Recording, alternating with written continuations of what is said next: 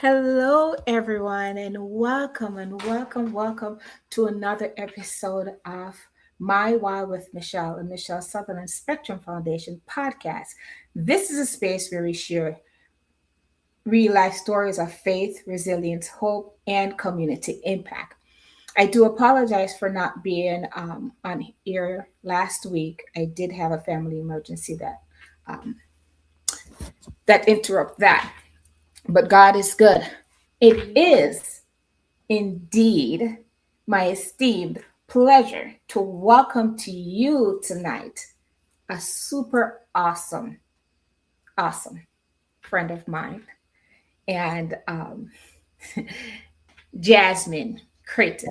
Hi, you all. Jasmine Crayton has 10 years of experience working in special education across different varieties roles with strong background of behavior specialists supporting students both academically and behaviorally through trauma informed practices. She is currently self-contained teacher. She holds her master's, her master's in teaching and also a special education endorsement. Jasmine is passionate about creating inclusive environment where all students feel seen, supported, and empowered to succeed. Jasmine, thank you for joining us today. Thank you so much. I'm so excited to be here. I love the Michelle Sutherland Foundation. I'm rocking the shirt. I Yes, just want to be a part of everything that you have going on. So thank you for having me. I want to say as well, when we first launched the foundation in April, Jasmine was one of those people that were on the panel, and it was absolutely amazing. Thank you, Thank, Jasmine. thank you. Thank you. Thank you. Thank you. Thank you. So, tonight, our topic is navigating the spectrum at home, understanding the impact on the entire family. How can families in the community, the siblings, parents, caregivers, and just how we navigate through emotional, mental, during the entire household, and how can they move from feeling overwhelmed to feeling supported and connected.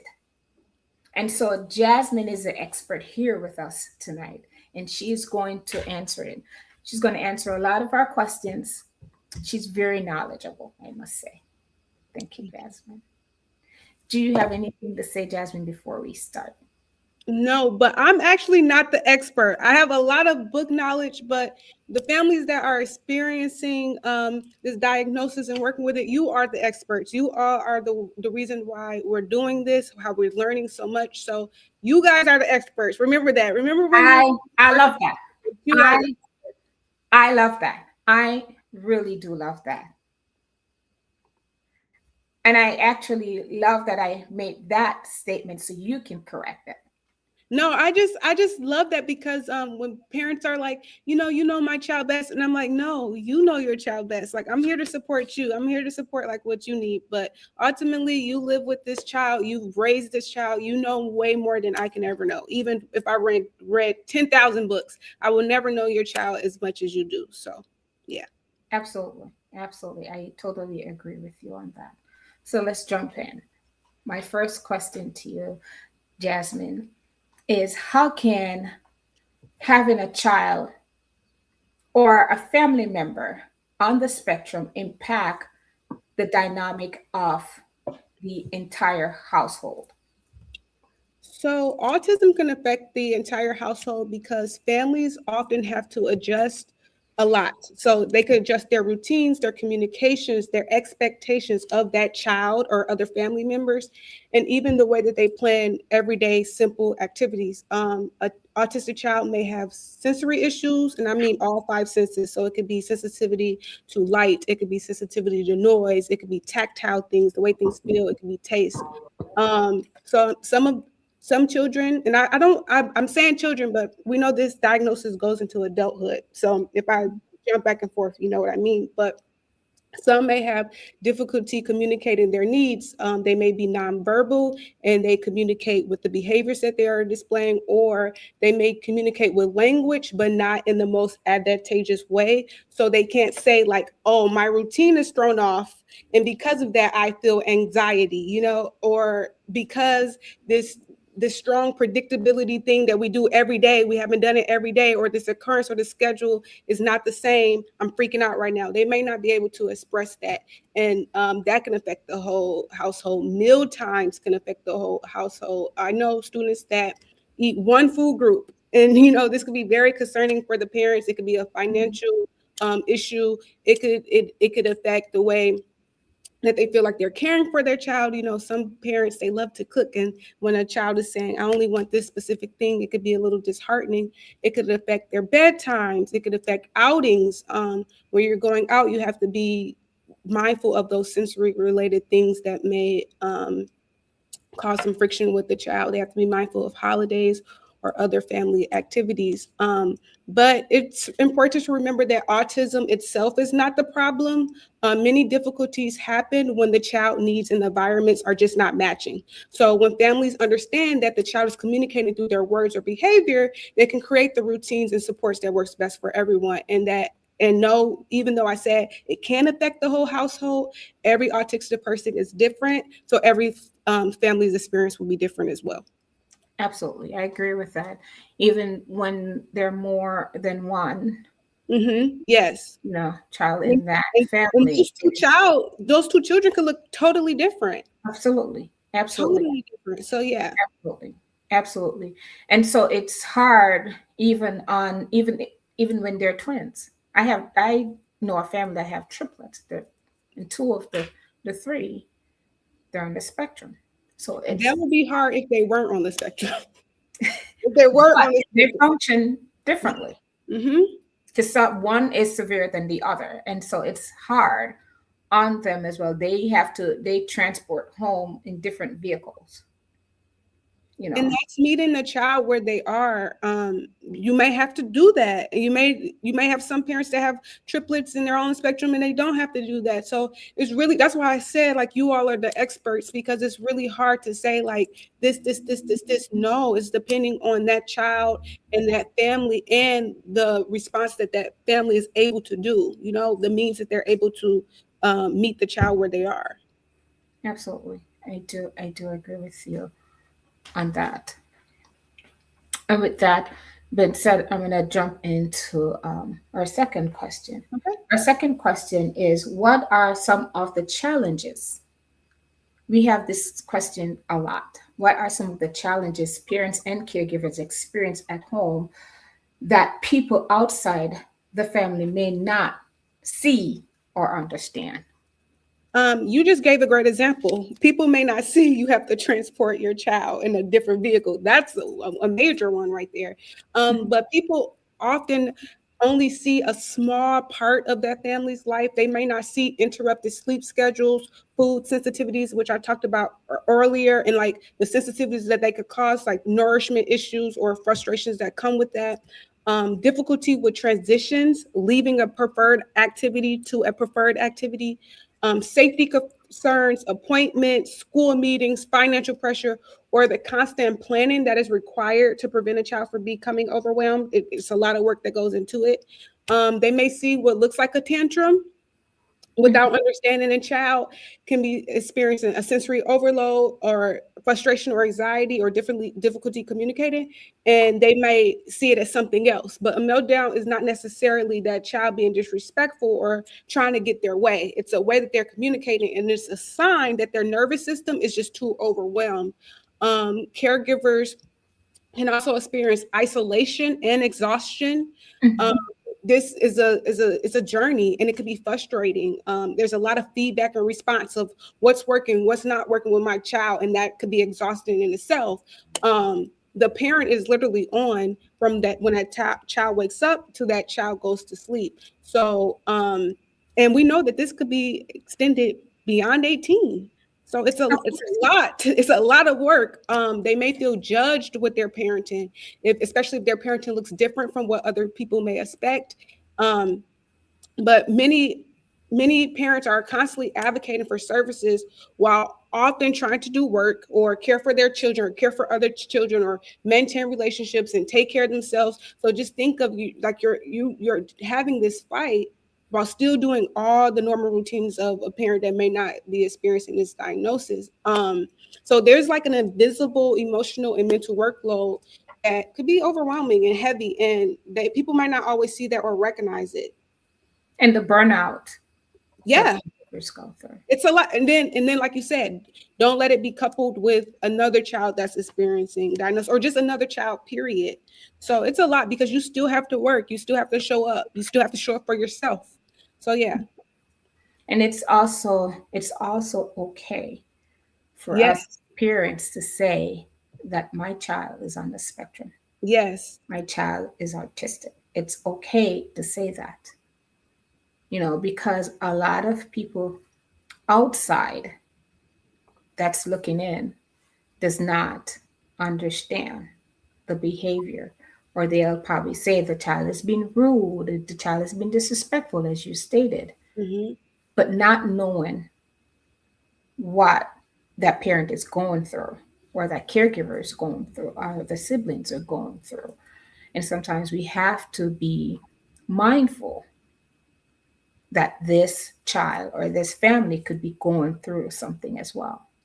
I totally agree. I think when we're out, well, there's a stigma that's still here, unfortunately. We are seeing um, it becoming more socially acceptable to talk about autism, but there's still a stigma, and there's still a stigma when you're in a store and you have a child screaming or running or whatever that's not socially acceptable in that moment. And it is hard to say, my child is on the spectrum, or my child is stimming, or my child is XYZ.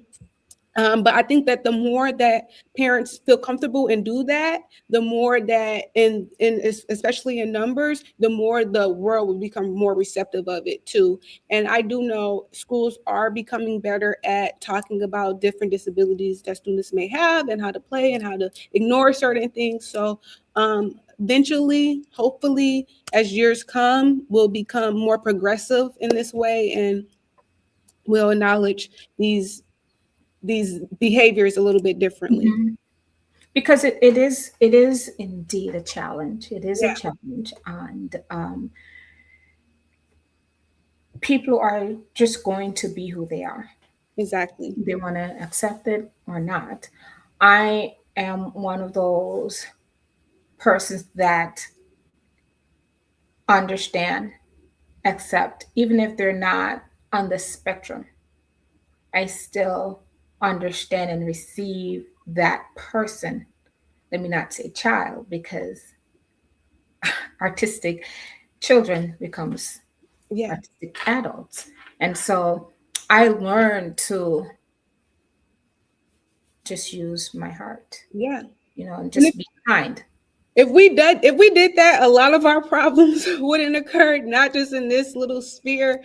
If we became more compassionate to one another, we will go really far. But unfortunately, some of us are still struggling with that. Yes. But And yeah, yes. So we have to, as the educators, we have to be the strength, right? And yeah, we have to go out there and we have to navigate life, we even have when to we're lead not it. in Yeah, the at work. yeah, We just have to do it because we are yeah. mandators as well. So absolutely. I love Totally. it. I love it. I love it. All right, we move on to our next question is, how can a child on the spectrum or an adult on the spectrum, um, the siblings and Mhm. other family members, how does that relationship, how do you see that relationship work? You know, just the siblings part of it, that atypical child, not only in the classroom, but once they go home. How do Yeah. you see that? How do you see the support, where the community can come together and to support? I think we touched a little bit of Mhm. it but just from a professional standpoint. Yeah. So I'm gonna like try to stay on the siblings part because I think that is a big concern. But just know, just like the diagnosis affects parents, it affects siblings in the same way. So siblings can experience many different emotions. They can feel protective. They could feel loving toward their autistic sibling. They may feel confused, embarrassed, worried, frustrated, or even overlooked as well. Um, all of those feelings can exist at the same time too. So you can be protective, but also kind of sad or embarrassed at the same time. It's a lot going on. Um, but children should not be made feel guilty about having the feelings that they have. Parents should acknowledge those feelings, whether they're quote unquote negative or positive. Mhm. And I will even suggest therapy, to be honest, therapy as a group and therapy. Yeah, for the entire family. Exactly. Yeah.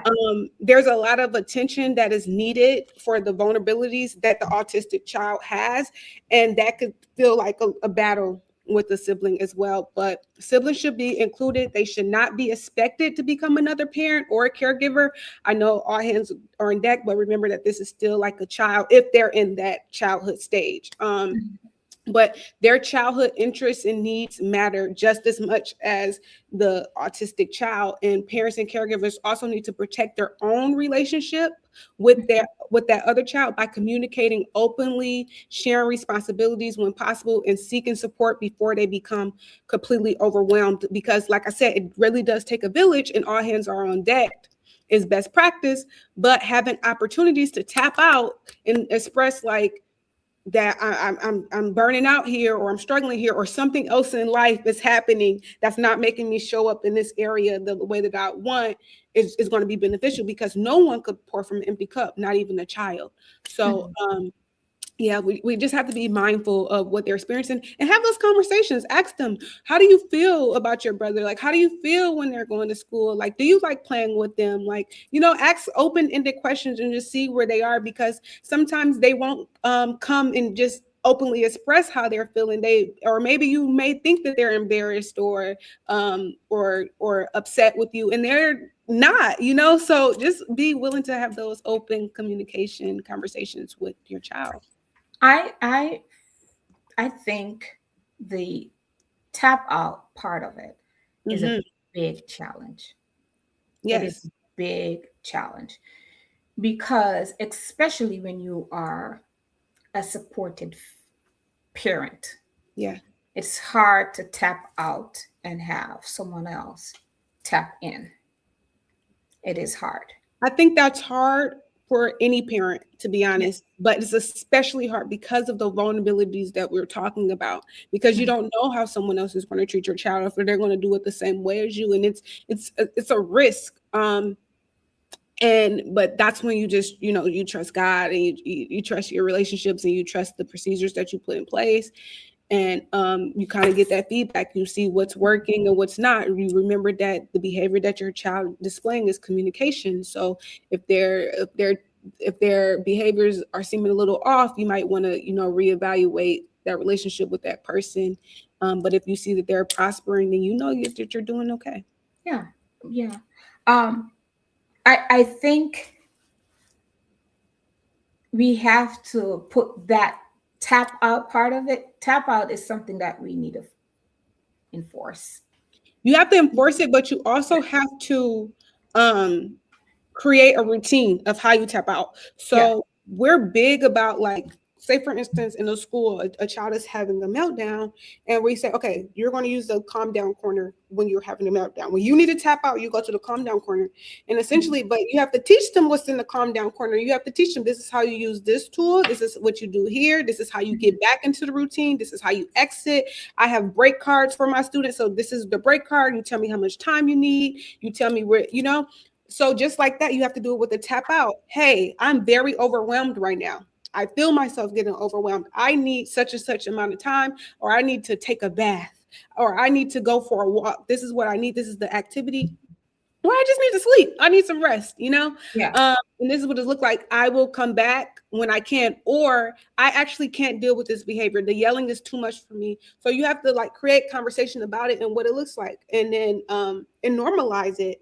So I feel like the more you practice and the more you do it, tapping out, it won't feel so hard to do. And other people around you, they'll kind of like fall into the routine as well. Like, okay, yeah, I know that she does this and she does the 20 minutes to do X, Y, Z. And this is how I could support this child in this moment when they're there.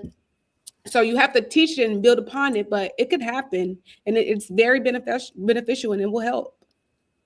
I agree. I certainly agree. It's sometimes tap out on both sides Yes. of the spectrum. It Yes. is that is very important. As educators, we do need that tap out time. Yes. And as students, they need that as well. They need to take a break. It is a tough world. It is a Yes. tough world. It is a tough community. But if we come together, we can make it happen. Agreed. Yes. Agreed. And this is off a little bit off topic. Good. What made you go into special education? It's totally off topic, but Ooh. you're so good at what you're doing. I just have to ask. No, I kind of started in gen ed. And then first let me rewind. I was a behavioral child. Okay. I had my mother called every single day. So I had I remember you saying that.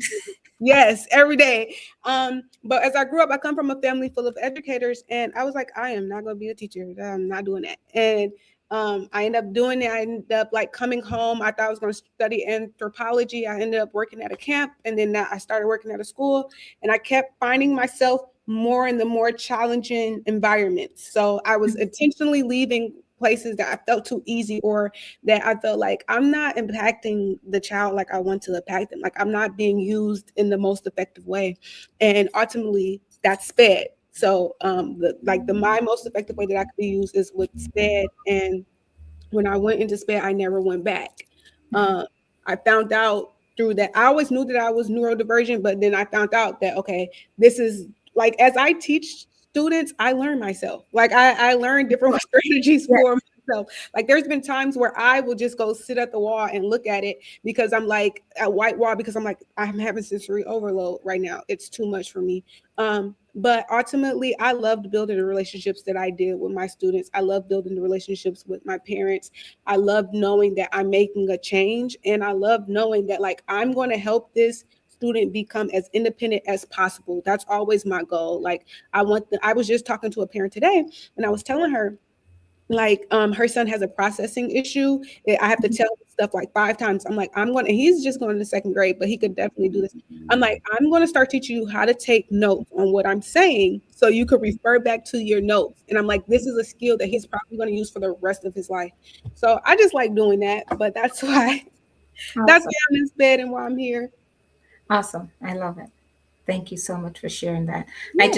I never ask, and No, we just did something where I heard a lot of people's why, and some of them had children that are diagnosed. Some of them were just like, I knew from 1st grade that I was going to work with SPED because I had a special ed friend. So it's very interesting to hear like the reasons why and to remember why, because like you said, you want to tap out sometimes. Sometimes you do get frustrated. Nothing that we're saying is easy, so remembering, going back to that why, because I want to be effective. It's good to remind yourself when those days get difficult. So that's your why. That's my why. Yes. Awesome. I'm sure it will change, but the why right now. Awesome. I also want to acknowledge that you are wearing your great t-shirt, and it looks awesome. Yes. Get you all a t-shirt. This t-shirt is so comfortable. Okay. And I get a lot of compliments on my shirt as well. Thank you. Thank you so much, Jasmine. I also want to make mention as well. It's not only families and individuals that are on the spectrum need that tap out. Yes. It's not just us educators that need that tap out. Everybody needs a tap out. Everybody needs to get. Everybody needs it. We are always on a heightened level, especially like with the climate of our nation right now. We're always like up here. We all could come down and just like take a moment, take a break, take a deep breath. So yeah, you're right. Everybody does need that tap out. Absolutely. I love that.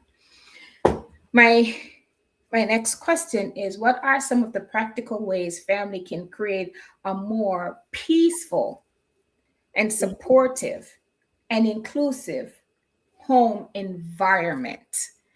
Um, because as we know that once you leave the school environment, you're Yeah. going home, and the Mhm. transitions are so hard. Mhm. Um, two things before I get into like actionable things. So, one of the most helpful things that a family can do is to identify the stress that is being caused and like what helps that person feel regulated. So, you have Mhm. to be kind of attuned to your child, but also become aligned with the family or with the school. So for instance, I just talked about how I just called parents today before, school started. I'm asking them what works at home, what doesn't work at home, what Mhm. language are you using, what language are you not using, because I do want that smooth transition when they're going from home to school. I do want us to be on the same page. So if you're finding that your child is coming home and they're just on a whole different page, try to find that connection with the school. But some like key things that you can do for any pretty much any student or anyone that's diagnosed with autism is that you need Mhm. to maintain a predictable routine, um, Yes. and slowly teaching flexibility. Just like think of yourself. You don't want a change every single day and a drastic change every day. It's kind of comforting to know what exactly what's going to happen, what you're getting into, and that can cause extreme dysregulation when a routine is just all over the place. Using visual schedules, timers, calendars, first then directions. I actually do have some of those. So like I have visuals. I just pulled this out of my sensory corner. But like when if like I'm like go use the sensory space and they're like I don't know what to do. I have a lot of different things that they could pick from, and I have these cards where it's like, oh okay, I could put on my headphones. Oh, I can do some star breathing. And I've taught this already. So this is not the first time they're seeing it. It's not going to be the only time we're seeing it. I have little cards that may say, make a better choice. Stop that. Maybe if I know that when I speak to a child, I keep speaking to them, they're not going to respond. I just have a sign. They know what this means. And my lessening my voice makes it where there's not a lot of sensory. I have some first then schedule. So maybe I say, so they see this, they say, first we're going to do our morning routine, then we're going to do reading, then we're going to have snack. Or if they really want something like a preferred activity, but I need them to accomplish my goal first. Do this and then this, and they see that yes, I am going to make room for you to do this, but we just got to get this done first. So this is what I mean by visuals. Giving warnings before transitions or changes. Sometimes like when you know how you feel when you're doing something fun, you don't want to leave, so that constant like, hey, we have 5 minutes left, so they can start okay getting in their head, okay, I have to finish soon. It's not just like a drastic like, okay, we're about to change. Creating a quiet low sensory space where the child can feel safe and they can decompress. I know I need that a lot. Adjusting lighting, noise, clothing, one that people don't think about. Think about when you are wearing something and you are uncomfortable. You don't have the best attitude. The So tag in the back. exactly. Yeah. So clothing could be like a sensory thing or food. So all those things you want to think about them, and then offering choices instead of creating unnecessary power struggles. That's big, especially in the school. Um, and then using clear, indirect, and respectful communication. Like, no, that is a boundary. You cannot go there. So I have in my classroom, I have an area where it's not permitted for students, and I'm clear about that. That is not your space. And you can just say it like that. You don't, say it plain. And then teaching coping and communication skills when everyone is calm. So, like I said, this is not the first time my students have seen this. And in my morning routine, I say, hey guys, we're going to practice doing a hand press. Let's see your hand press. So I'm practicing that when they're calm, because students, or I should say anyone, can't learn when they're dysregulated. There's no learning happening when someone is frustrated or dysregulated. So you want to teach those, you want to pre-teach those skills, and then they can utilize them when they need them.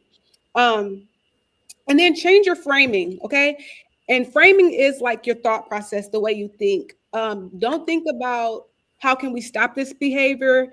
Think about what is the student or this person or my child trying to communicate, avoid, access, or manage. So for instance, if I have a student that it keeps walking out of my classroom during math, I say, okay, what are they trying to do? They are telling me that they are struggling with math. Okay, how can I make it where they feel like they can get their needs met and still remain in the classroom? So I'm changing my framing here because ultimately that behavior is telling me that a need is unmet. And then go from there. So, like I said earlier, behavior is communication. And when families address that underlying need, it will have more peaceful and supportive outcomes. So know what's happening and why they're doing it, and then meet them there. Don't just start putting things in place. Like make sure that what you're doing is effective. Awesome. I know that was a lot, but No, that's no, a heavy question. That is great. So having those same visuals at home is Yes, important. yes. And your teacher should be able to do that as well. I know anything that my parents wants to mimic, I have it like on my drive. I could send it to them. I could print it out for them. But yeah, if you could have the same visual schedules, excuse me, not schedules, but visuals in place, that would be great because they're seeing it everywhere. And they know too that like, okay, especially if they have the cognitive ability, they know like, okay, my mom knows what's going on at school. So I can't act like I don't, so you know how we have, some students are a little sneaky. So they know that we're on the same page here. Of course, yes. I agree. I agree with that. And I feel that not everything that we do at school, we have to or can do it at home Mhm. because home is different, right? But just making that environment a little bit close, it's easier to Mhm. transition They because, both support each other. And of that's course, that's of course, life. That's of life. course, When you life is compartmentalized, so when you're at work, it's not going to be the same as when you're at your grandma's house. It's not going to be the same when you go at your friend's house. Expectations remain the same, but rules kind of look a little differently. So yeah, like, but they support each other. Every environment should support each still other. It support doesn't each other. have to, yeah, Yes, it doesn't yes, have to look exactly the same. exactly. And it not looking the same is better for the child because they are getting that variety as well. So Mhm, mhm. But it does take the parent or parents and teachers, yes. you know, and it's a community. Yes, you have to have a partnership. Yes. My role is really hard when I don't have that relationship with the parent. I know for on my end, it's really hard. I don't have any children, but I'm sure if I had a child and I did not have that relationship with the teacher, it would be very hard for me. So yeah. I say this to say because I did not have the community. I mean, I had the teachers Mhm. but I didn't know at that point how to navigate the system. Yeah. You know, I didn't know how to navigate what was going on or what I should be That's doing. my sister. And so that was a bit hard. Sure. I am hearing a little bit of feedback. What she want? Um, She's on the air. She's on are the you air. hearing that? Yeah. Yes. I would say that's why your foundation is so important. I was just sharing that with Sophie because there Hmm. are other parents that are struggling the same way, and you are kind Oh, of like that beacon of light, like leading them. Because unfortunately we are not as knowledgeable as we should be, and Hmm.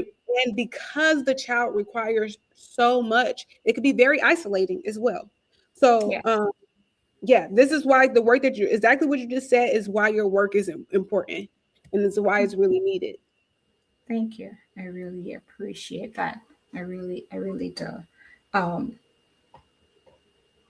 it is important to me, um, because I really do not want people to feel, even though it is different now Mhm, and it's more acceptable now, mhm. but there are still parents that are in denial. Yes. And it's okay to say that your child has a disability. Doesn't matter which one it is or where they stand. It's okay to say that.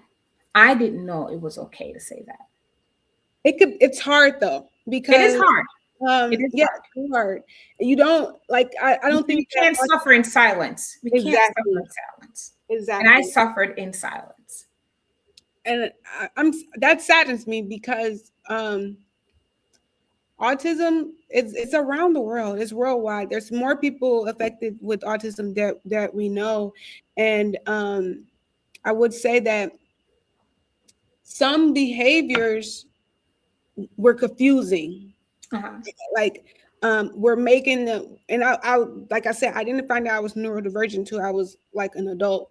And then I started to realize, oh, that's why I do that. Oh, that's why that really bothers me. Oh, that's why I can't learn that way. So we do need to do a better job at communicating. And like I said, the spectrum is a spectrum. So it looks differently for everyone. But it is parents that are in denial, and then there's parents that do not know. They are struggling and they do not know this is because of this.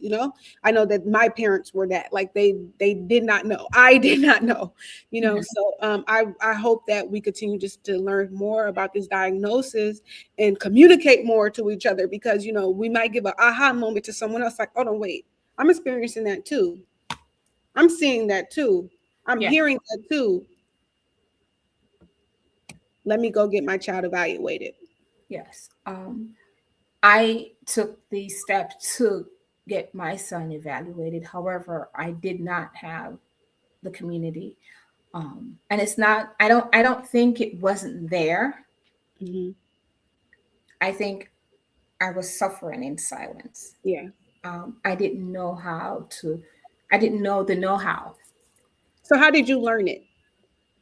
Sorry, I'm not supposed to flip the questions How back did, at you. how did I How learn did it? Yeah. Is it's just over time when I was open to receive it and was open to talk about it, because Mm-hmm. I never had the conversation.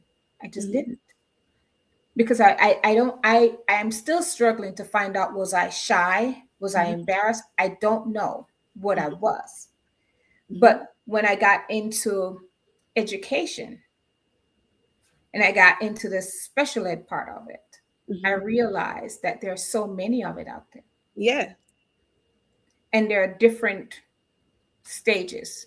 And so I started to be open and talk about, um, to different teachers or educators.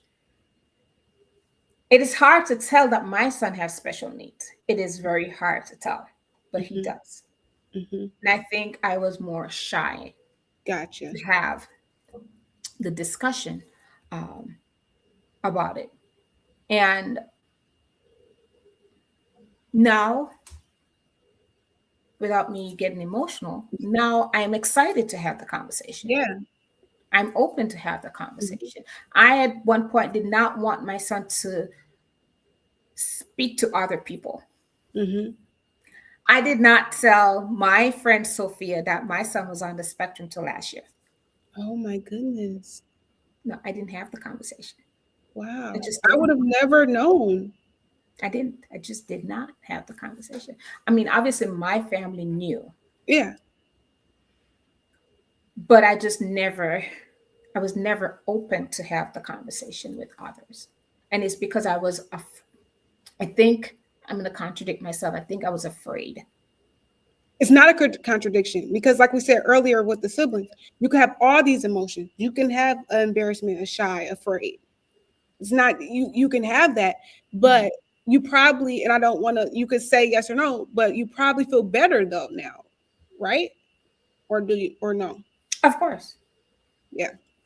Of course. It's freeing. It's freeing when you acknowledge it and then you get the help and then you get more knowledge. We don't do a good job with about talking about autism.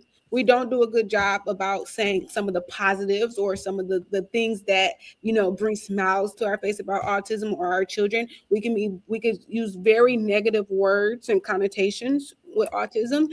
And Mhm. because of that, when a parent is stepping into this, it could be a lot and overwhelming. And it could make Yes. them say, I'm embarrassed, or did I cause this? Or, there's a lot of questions that the parent might be facing. But communities like this, and like I'm going back at it again, this is why the work that you're doing is so important, because you are bringing light to it, and you are making um, assessing communities Mhm. more accessible. Sorry. Yes. I know Sophia said, once a parent says, my child or my children is artistic, um, then they will begin to realize they're not alone. Yes. And so I felt alone because I didn't say it. And Yeah. so she's right. I never said it. And then there are so many parents out there, caregivers out there right now that they're facing the same challenge as much as it's all over social media. Hmm.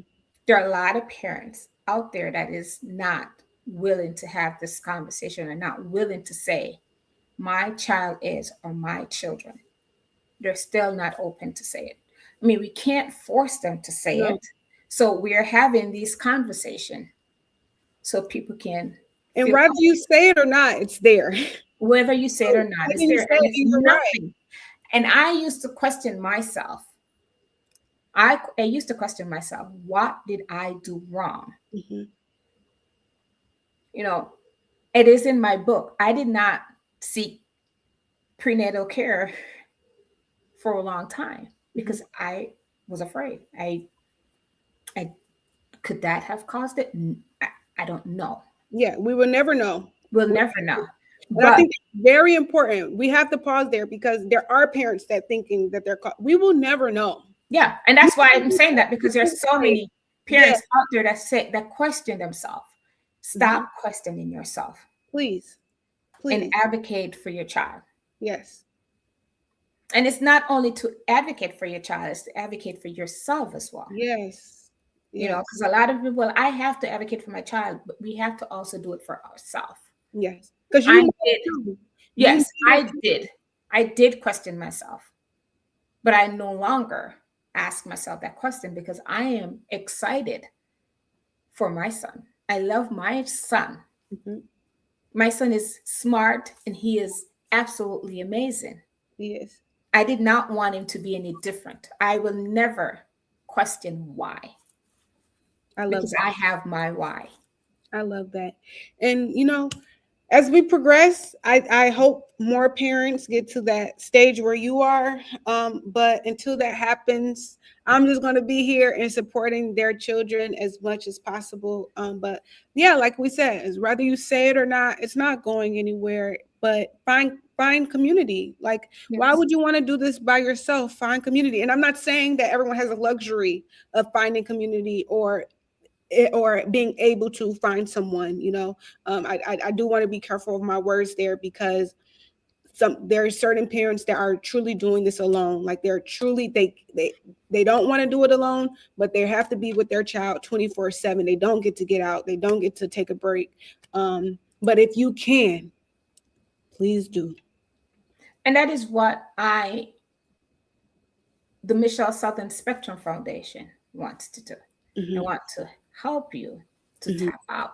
Yes. I want to be there for that tap out moment. Hmm. You know, if I could pay for a parent to go to every house on the weekend just to get the Yeah. caregivers and the parents out, just tap them out, tap out party or something, I would do that. And that is why we are here to help and let you know that you're not alone. Yeah. I think Because that's beautiful. yeah, you're not alone. I have came in contact with people, let me not say contact, but I knew, well, I'll give you a story. I met this girl many, many years ago, and I found out 3 days ago. her son is on the spectrum. Oh, wow. And she was open because of my foundation. I love that. I She never, love that. she never made mention of it before. I love that. So I have people that are now open to tell me, that trust me. Let me Yeah. use the word trust, Mhm. because if they have not made mention it to others and you trust me enough to say it to me, it says something. I like the word that you just used. You said mention it to others. You know, in our society, we other people a lot. No one wants to feel othered. No one wants to feel like they're on the outside. So we have to make this more accessible. Like we have to make it where people are comfortable, you know, and you should be able to find community even with someone that does not have an autistic child. Like it should be a certain understanding. There should be a certain baseline or foundational awareness of what autism is and what it may look like and how it may carry out and things like that. And but your work will produce that. I'm telling you, your work will produce that. Thank you. No Thank you. problem. I'm super excited to have you to share those moments. You know, every so often when I have these conversations, I get a little bit emotional, but it's As okay. you should. This is not light. Yeah. This is real life. This is your day to day affecting you every day for years of life. Yeah. I think starting the foundation and writing my book, I get more emotional because of stories that, you know, people are just coming to me with their stories. It's just like, I don't know if I'm crying about their story or I'm just crying that I make make Yeah. them, you know, able to come out and tell me their Oh, story. And it's beautiful. It is beautiful. I'm going to go to the next question, Jasmine, and thank you for all those information. yeah, no problem. I'm actually learning as well. Okay. So, what are some messages that you hope we can get to families? And I like this because even before we get to the question itself, we already gave the answers, right? We did. Yeah, right. What are some messages you can give family that may be feeling overwhelmed, as we said, and Mhm. wondering how are we going to do this, or how can we do this? How do I let you know that I'm suffering from this? How do I let you know that I am in silence? How do I let you know that what can I do? And I think before you answer, I think this is where the foundation comes in, Mhm. is where Michelle Sutherland Spectrum Foundation comes in. This is why we are here as well. So like we have already talked about, you do not have to do this alone. You know, there's a lot of other families that are facing some of the same challenges and enduring some of the same issues that you may be going through. So there are foundations and organizations like the Michelle Sutherland Foundation. I know Michelle has events coming up, so you want to get connected and see what's going on there. And she has where it's going to be informative, but it's also going to be fun. Like I went to one and I thought it was really amazing. So join communities, get connected. But also know that this may bring you comfort. So like going to events, it may bring you comfort. Like, okay, I feel seen, but it also may give you some new tips and tricks. So, you know, you might be able to help your child out a little bit more, but you are the expert. Remember that you are the expert. Like I said earlier, I am not an expert. I do not know your child. I could read 1,000 books and I still wouldn't know as much as you know about your child. But if you feel like you don't know your child as much or you're not as knowledgeable, I promise you will get attuned to them. Just keep paying attention to them and you will figure out like what works and what doesn't work. And then continue to advocate for what feels right to you. Do not feel afraid to stand up for yourself and don't back down. If you know that something will not work for your child, say it and don't back down for them. You are not doing a disservice to anyone but yourself if you choose to not advocate your needs. But also, you do not need to figure out everything today. It is a lot to learn, okay? So I think the saying is like, don't try to eat the cow at all one time, like take little chunks. So go about it day by day, focus on like the most present needs and then go from there. But learn your child, not just their diagnosis like you would with any other child. Your child is not just autism, okay? They are a whole person. So learn what makes them have joy, learn what overwhelms them, learn how they communicate, and help them feel safe, just like you would do anyone and just like you would want someone to do with you. And the more you learn about them, the more you can help them. Now, just like we were just talking about, it is okay to ask for help. It is okay to rest. You are not Superwoman. You are not Superman, okay? Create those create those routines where you are able to tap out if you can. And it's okay to admit that some days are difficult. This is not easy, okay? Being overwhelmed does not mean that you are failing. It often just means that you're carrying too much. And lastly, I know I just said a lot, but lastly, autism is a diagnosis, okay? It only provides language and direction. It does not determine the limits of your child. And I need you all to understand that. And I think that's the problem when we were talking about why parents may be scared to speak out or join community or say that their child is autistic, because the diagnosis is not your child. It's just language to help us provide some direction. Okay. It is not a limitation. And you got this. You got this. Absolutely. I love it. I really do. I just love it. I really do. I'm getting a lot of feedback. But I want to ask you, what does navigating the spectrum altogether really means to you? Well, to me, it means being attuned. And I know this is very simple, but just being attuned, because you don't know, the spectrum is different. That's why it's a spectrum. So a child may have like a simple need such as, I need you to be in close proximity to me so I could be safe. Okay. So just knowing that child and knowing what they need, to me, that's the biggest thing possible. If you can do that, you can hit all the other nails on the head. Like if you could just know like what is the concern that they have, or what is the anxiety or stress that they're facing, and how can I meet them where they are, I promise you that's the biggest part. You could go as far. Like that's the whole spectrum. That's what it is. So, but that looks differently. So it could be a child has like maybe a few needs, or they may have a lot of needs where it's their communication, it's their physical, it's their whatever. So yeah, sorry. I know that was kind of long-winded, but I just want to address that relationship that you have with that child or adult, and knowing how to meet them where they are is going to carry you really far. Awesome. I love that. I also want to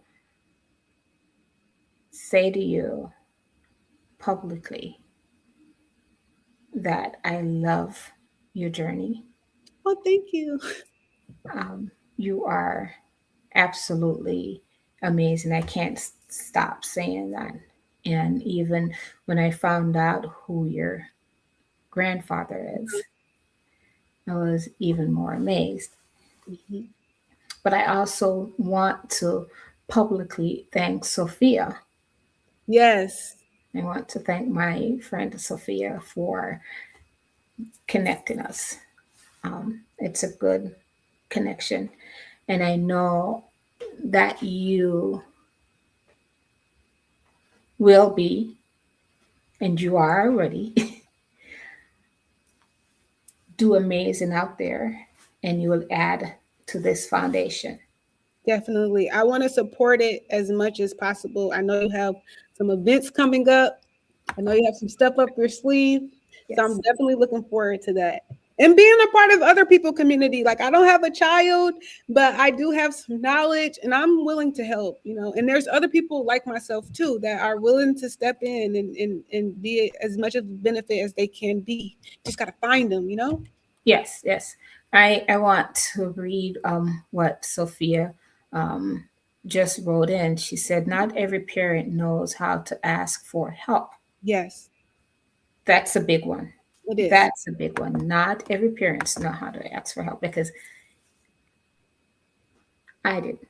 And I still don't know how to really ask for help. It's something that I am learning. And I think with some of your information, it's also helping me to help my students. Yeah.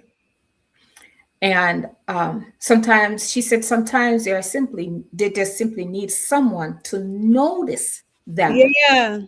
I was literally going to Out, say that. Sometimes, remind them yeah. you are not alone. And I Exactly. have parents in a little group, not really a group, but they're parents in my contact that I just Mhm. made connection with them through my foundation, that I reach out to at least once a week. I love that. I check in. I do my weekly check-in with them. You know, I set up times where I want to meet their child. You know, I don't want you to feel like you're alone, or you're afraid to come around with your child or children, for that matter, or even for you to come around. I don't want you to feel uncomfortable. I love And so that. I do that weekly check-in to let them know that I am here. I Yeah. notice you. I see you. How are you? You know, I don't ask how are you to just hear what you had for lunch or what you did this weekend. I want to know, Yeah. how are you Mhm. doing? You know, I'm gonna start using the tap out. I'm gonna start Yeah. using that more. You have to tap out. You Yeah, have I'm to gonna tap start out. using that more. I'm gonna put that in my language. You have to tap out. I'm You going have to be to. using that some more, because Yeah. And even most people care about you. People, especially if you have like a big family, people care about you. And some people don't even know that you need to tap out. You know, some yes, people just think that yeah, you just, I got it. They're fine. And like, so you have to communicate. Hey, I need a moment. I need yes. a few moments I actually. need a I need few some help. moments. I need to Yeah. just tap out. I need to just go for a walk. I Hmm. got you. I'll go for a walk. You And know, I find that most people love to help other people. Like most people love to be needed. You know, they love yeah. to like, But as yeah. Sophia said, a lot of people do not know how to ask, and Hmm. they do not know how to receive, Yes, it's very hard to because receive. they feel pitiful. You know, they Hmm. feel like, oh, I pity you. Yeah. Why? Yeah. You know, but we have to understand. But it is also on us to create that environment, to make that person feel comfortable, that they Right. can trust you. It's just like when we go to the classrooms, we have to let that student or the students know that they can trust us. And think about what you do with the students. So with the students, when you're trying to build trust, you start off small, right? Yeah. You don't jump in having a whole traumatic styled conversation. You go in and you do a little small. So if you're struggling with asking for help, start small. Hey, the teacher gave me some visuals. Do you mind helping me cut them and put them around the house? Start small and then build upon that need. You'll see that Yeah. people will show up for you, and then they're with this journey with you, or they might just start offering you stuff that you didn't know that you needed yourself. So like how Sophie said that they just need someone to notice. They might notice, but you have to invite them in your space. You know, they have to be there to notice. So yeah, And that's what. sometimes we as the professionals have to have that thick layer of skin, Yeah. because you're going to have people that, just push you off. Hmm. We have to know that we're going to back off. Yeah. We're going to try again. Yep. It's okay to try again. Try again. Try in a different way. Try with a different Yes. person. Yes.